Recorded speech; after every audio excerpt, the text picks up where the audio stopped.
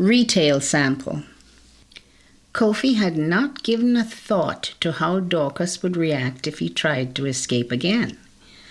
Now he was really conflicted. What would the best course be? Should he go ahead, knowing she would be hurt, or give up his plans to spare her pain and anxiety? And what about Kwame? Wasn't it just as surely his duty to carry out his father's plan? Kofi worried away at the problem, but could not decide what to do. He could not just give up on his father's dream. Dorcas and Prudence deserved a better life.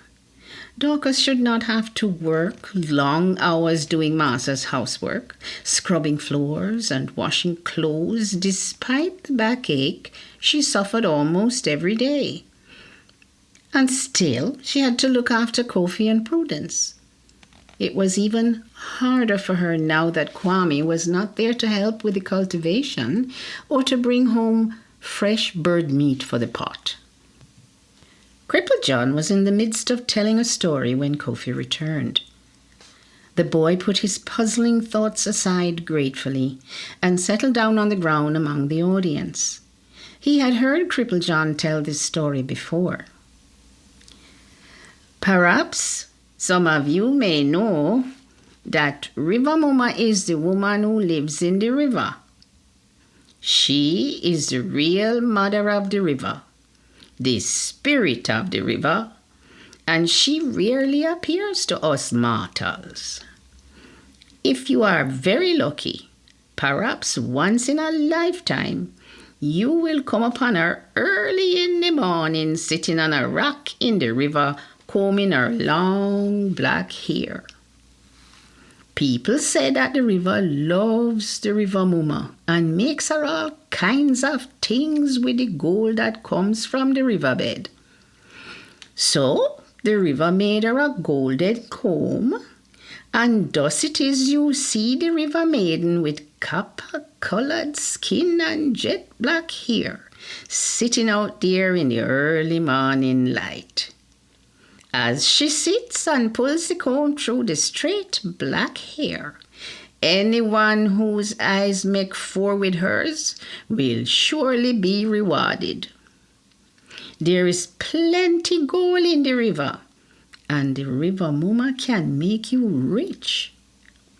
No, at certain times of the year, if you go down to the blue hole in the middle of a moonlit night, the river will display for you a beautiful golden table. It is a huge round table, and once it belonged to an Arawak cacique. One day the cacique was entertaining some Spaniards. This, of course, was before he knew what the Spaniards meant to do to his people. Anyhow, not knowing the true purposes of the visitors, he treated them royally and feasted them at a beautiful table of gold. But the Spaniards demanded the table and threatened the Indians with death.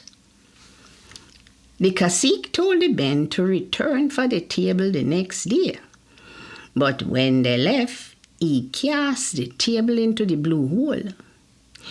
Next day, the Spaniards returned with a wagon pulled by oxen. When they found out what he had done, they killed the cacique and threw his body into the blue hole. Now the river pushed the table aloft where the Spaniards could see it.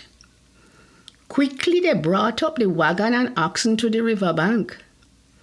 They attached one end of a rope to the cart and paddled out on the river in the cacique canoe, carrying the other hand. Just as they finished tying the rope to one of the legs of the golden table, the river pulled the table back under the water.